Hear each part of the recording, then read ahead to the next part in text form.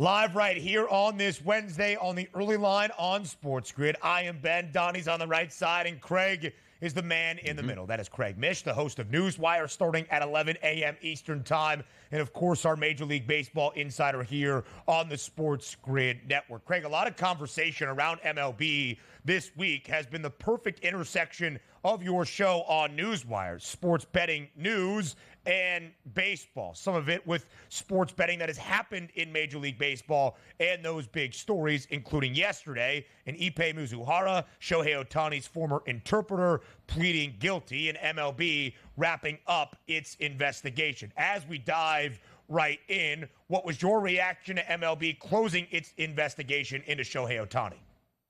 Yeah, that's the first part of it. I think that was really important to put that behind them because Ohtani is going to be on display once again, most likely, I would say, at the All-Star game, if not in the Home Run Derby again, I would guess. I mean, that's coming up real soon. They don't want this conversation to linger into that, so it was good that that was put to bed. As far as Ohtani is concerned personally, I do think that a lot of the stuff that happened that he didn't know about. I definitely feel that way. But still, for me, the fact remains is that we all check our checking account and our bank accounts every once in a while, if not every day. Hard to believe this guy never questioned $500,000 leaving his account. That's just me. Maybe that's the case. And, I'll defer to the fact that the investigation said that he had no idea about it. Okay, so be it. Right. It's just, as I've explained to other people, it's just crazy for me to believe that you would look at your account, maybe all of us, and see a few thousand, 10,000, whatever. Oh my gosh, what's going on here? And not question anything. But okay. As far as the other story is concerned, I guess my takeaway from that was I was happy, Ben, later in the day. We talked about it in the morning, but I was happy later in the day that the talking heads, so to speak, and the analysts were not singling out Major League Baseball. I think they probably wanted to, and then realized, wait, all of a sudden this happened in our sport, in the NBA. It's happened in our sport, in the NFL. So it's a league-wide issue. They got to get it fixed one way or the other. But naturally, for me, they're setting precedent for a lot of these players, especially the ones in the minor leagues. I mean, I don't think they did anything particularly too egregious. It's kind of sad to think that you could bet $100 on something and be suspended a year. But they're setting the precedent now. My guess has been doing the show 5, 10, 15 years from now, the penalties will be a lot less stiffer. Crazy part about this, too, Craig, as we look back at it, is it wasn't actually legalized sports gambling because it's not legal in California. So there's extra added, layers of maybe some unsavory characters slipping in there. But that is a lot of money, you're right, disappearing from an account. And it looks like, from all intents and purposes, Major League Baseball is going to close the door on them. I'll tell you, he's not closing the door on anybody. That's the New York Yankees, 43-19. The window is wide open to get there and bet on the Yankees for a possible World Series championship this year. 5-1 victory yesterday over the Twins. Luis Gil has been absolutely phenomenal. You take a look on the horizon here. Great starts in minor league rehab starts here for Garrett Cole, Cy Young award-winning pitcher to come back. The Yankees sitting high and mighty right now, Craig. Yeah, Hill's a huge surprise. I mean, I don't know what kind of the surprise award of Major League Baseball would go to, but he would get it. I mean, he came out of nowhere.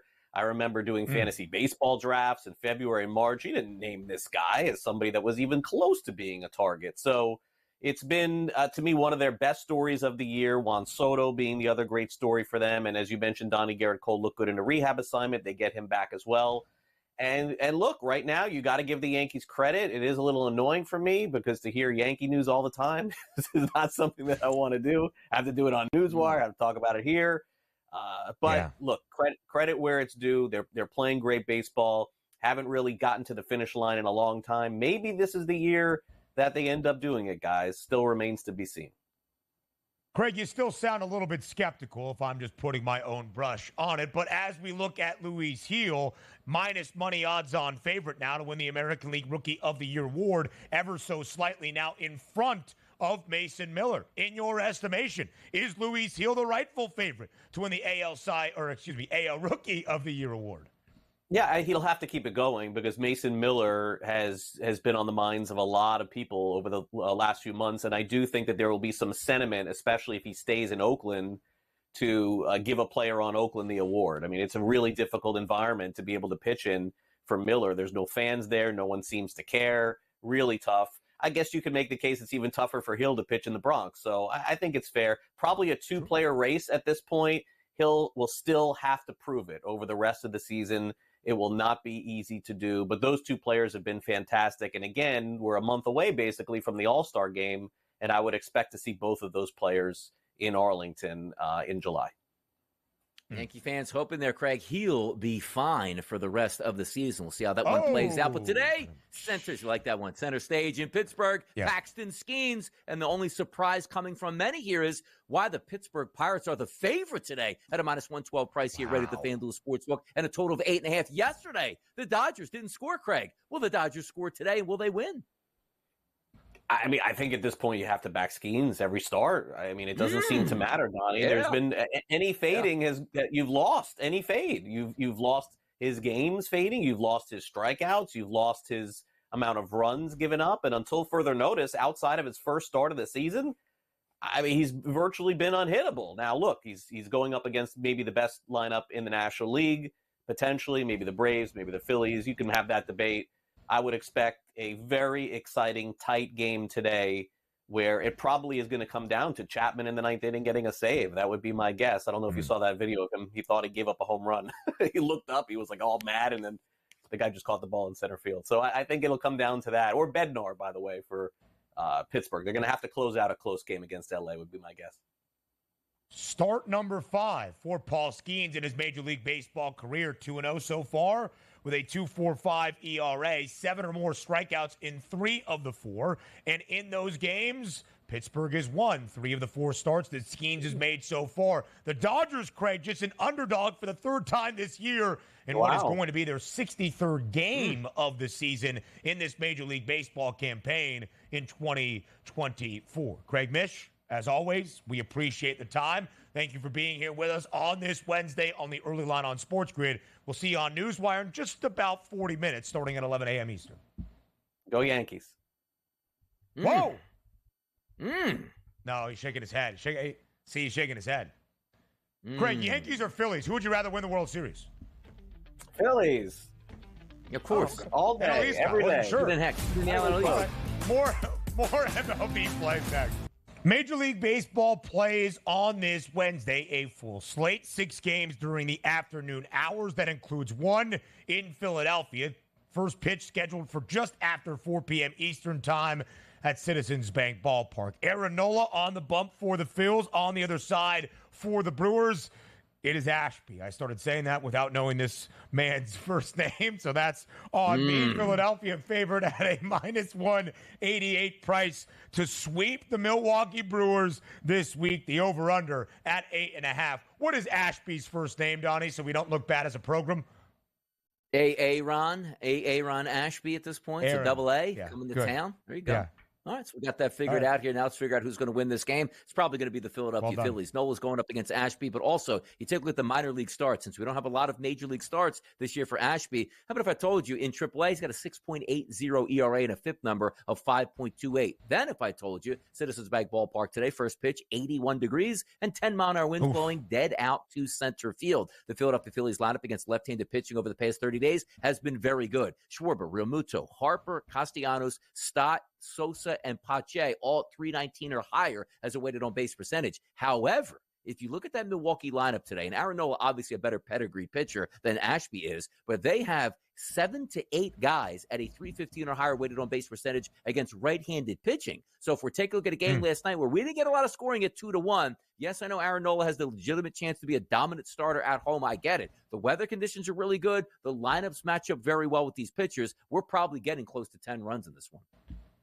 Yeah, not even just last night, 2-1, the Phils winning in extras in that 10th frame, but also the first game of this series on Monday, 3-1 the victory for Philadelphia, despite Rhys Hoskins homering in his return to Philly. And that's unusual for the Brewers to play low-scoring baseball games. Milwaukee, highest over percentage in MLB, still despite the 2 unders in back-to-back days. 34 overs this year for the Brewers, 34 overs in 61 games. That's the most in Major League Baseball. 6 straight wins for the New York Yankees. Can they make that 7 in a row and continue to be the hottest team in Major League Baseball? The Yanks have also won all 4 games they have played so far this season against the Minnesota Twins. Pretty heavily favored, like the Philadelphia Phillies were, to win this game tonight and make it win number 44 of the year. It's -188 on the money line against Minnesota.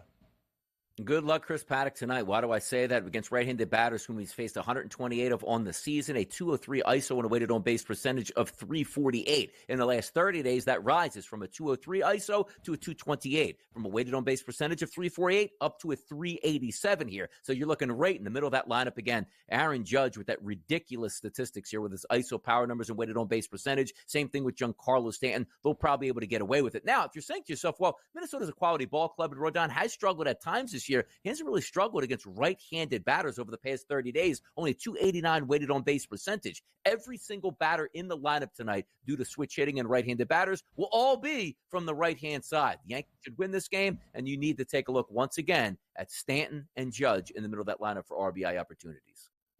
Both two ribbies yesterday. Aaron Judge, a 2-run RBI double. Giancarlo Stanton, a 2-run home run late in that baseball game as New York won the opener 5-1 for its 6th consecutive victory. Cleveland stormed all the way back yesterday to become that 3rd team to reach the 40-win benchmark so far this season. Those 3 teams around the bigs, the Yankees and the Phillies, each with 43 wins. The Cleveland Guardians now 40-20. The Guardians a slight favorite today at home, -126 against the Kansas City Royals, over-under at 8.5. Again, the Guardians were down 5-0 yesterday, came all the way back to win 8-zip. 8.5 the total today. What do we see in the land? Taking a look here in Cleveland, 75 degrees with a wind blowing out of 9 miles an hour to about right center field. That's really good. The bad thing, a lot of storms expected in that environment. So who knows how long the starters will go. If we have a delayed start or maybe the game doesn't get played at all, we'll have to keep an eye on that a little bit later. But having said that, Singer, take a look at him over his past 30 days. 51 batters that he's faced from the left-hand side, a 244 ISO, and close to a 500 weighted on-base percentage. To righties, he's been filthy. So if I'm looking at objectively saying I need a lot of lefties in the lineup, take a look at Cleveland tonight. Kwan, lefty. Jimenez, lefty. Ramirez, lefty. Naylor, lefty. Brennan, lefty. Naylor, lefty. Again, there's 2 Naylors in the lineup, which always, by the way, quick little side point there. You see Naylor pop up with an RBI. Typically, it's Josh that you're voting on. When you get the notion that you read it, Naylor as opposed, that's a tough scene. But in the middle of that lineup, Ramirez and Naylor, sensational against right-handed pitching over the past 30 days. Those guys need to be on your card tonight with hits and also RBI. Brady Singer scratched from his start last week for KC. His last start was now 2 Saturdays ago, but in 4 of the 5 starts he made in May, only a single earned run allowed.